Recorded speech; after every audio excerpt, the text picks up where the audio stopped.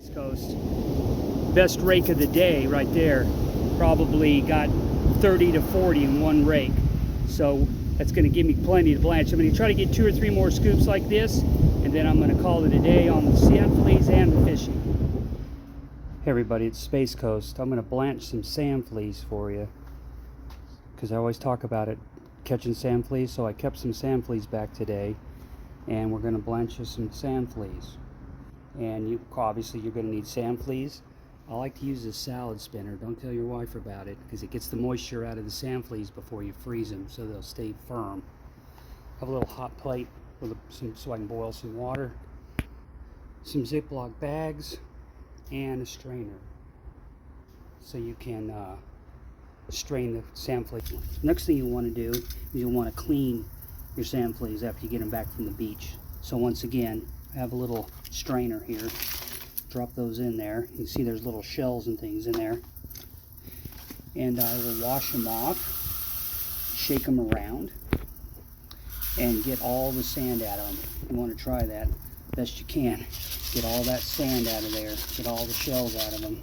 Might want to do a couple rinsings there. Get them all cleaned up the best you can. And then once you've got them cleared out,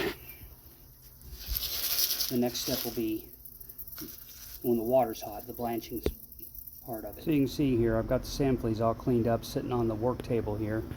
I've got a place to set them down to let the water drain out of them.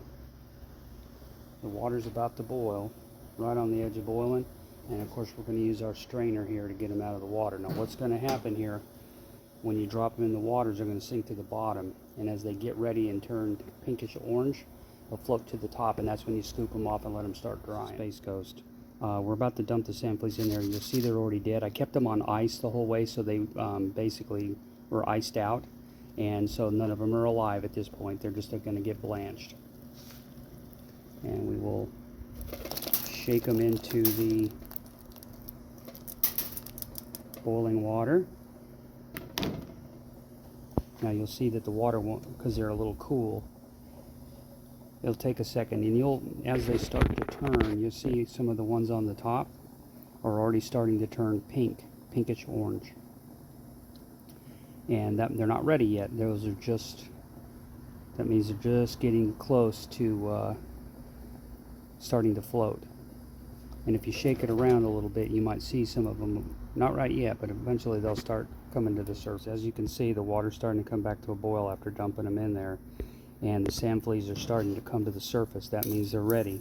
So this is when you will rake them off, shake the water off of them, because the key here to keeping them fresh and not turning into mush is get as much water out of them as possible before you freeze them again. Put them over here and let them start cooling down so we can freeze them. And you'll see they're getting ready in various stages. It doesn't seem to matter about the size. It just, whenever they're ready, they start floating.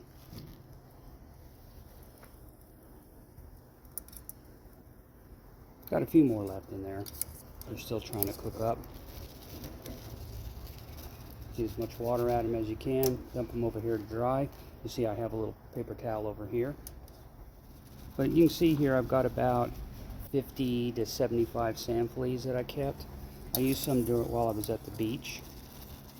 But now these are going to be frozen for back, so that when the days come that I can't find sand fleas, I'll be able to have at least 25 or 30 sand fleas with me.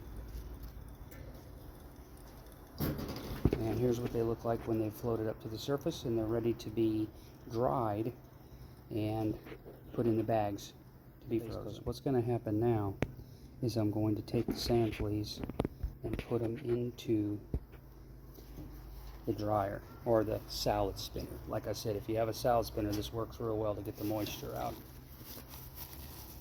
Dump them all in there, get them all out. And you can see sand fleas are in the salad spinner now. Remember, don't tell your wife you're using the salad spinner for this, but this is a great way to do it. And you'll see the water starts splashing out on the side, and make sure they're good and dry. This is when you'll go to the bagging process, but you spin these for about 30 seconds or so.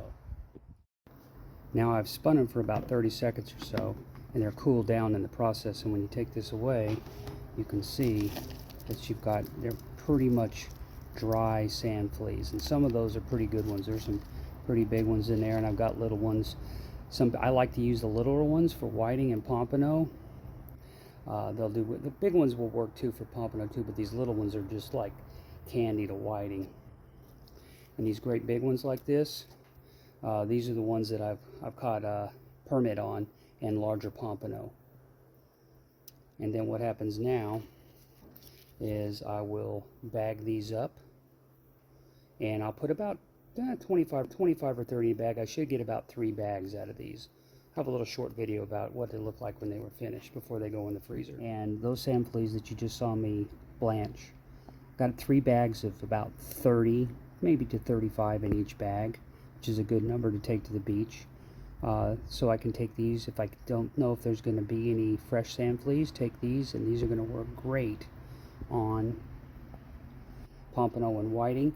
And on the bigger sand fleas, sometimes you'll catch a redfish, and occasionally a bluefish will hit on there. And the larger sand fleas will produce a permit every so often. So they're a bait that can be used all over the beach and can produce a variety of species of fish. I hope this video has been helpful. Tight lines, everybody.